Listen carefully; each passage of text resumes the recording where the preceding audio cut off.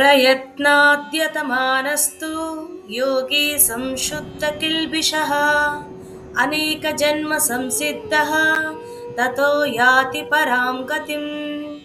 పద అర్థం చూద్దాం రండి. ప్రయత్నాత్ నిరంతర ప్రయత్నం ద్వారా, యతమానః శ్రమిస్తూ, తు అయితే, యోగి యోగి, సంశుద్ధ కిల్బిషః పాపాలు దోషాలు పూర్తిగా శుద్ధి అయినవాడు, అనేక జన్మ సంసిద్ధ అనేక జన్మల సాధన వల్ల పరిపక్వత పొందినవాడు, తతః ఆ తరువాత, యాతి చేరుకుంటాడు, పరాంగతిం పరమగతిని మోక్షాన్ని. ఇప్పుడు తాత్పర్యం చూద్దాం రండి. కృష్ణుడు చెప్తున్నాడు, అర్జున, పూర్వజన్మలో చేసిన సాధన అతనికి మార్గాన్ని చూపుతుంది, కానీ అది మాత్రమే సరిపోదు.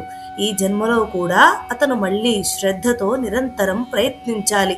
అలా ప్రయత్నిస్తూ తనలో మిగిలి ఉన్న దోషాలను, అహంకారాన్ని, రాగద్వేషాలను క్రమంగా తొలగించుకుంటాడు. అర్జున, ఆధ్యాత్మిక పరిపూర్ణత ఒకే జన్మలో పూర్తవ్వాల్సిన అవసరం లేదు.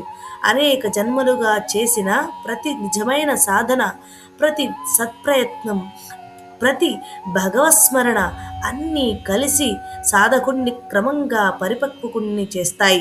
చివరికి అతని అంతరంగం పూర్తిగా పవిత్రమై యోగసిద్ధిని పొందినప్పుడు అతను నన్నే చేరుకుంటాడు. అదే పరమగతి, అదే మోక్షం. అర్జున, కాబట్టి ఆధ్యాత్మిక మార్గంలో చేసిన ఏ ప్రయత్నమో చిన్నది కాదు.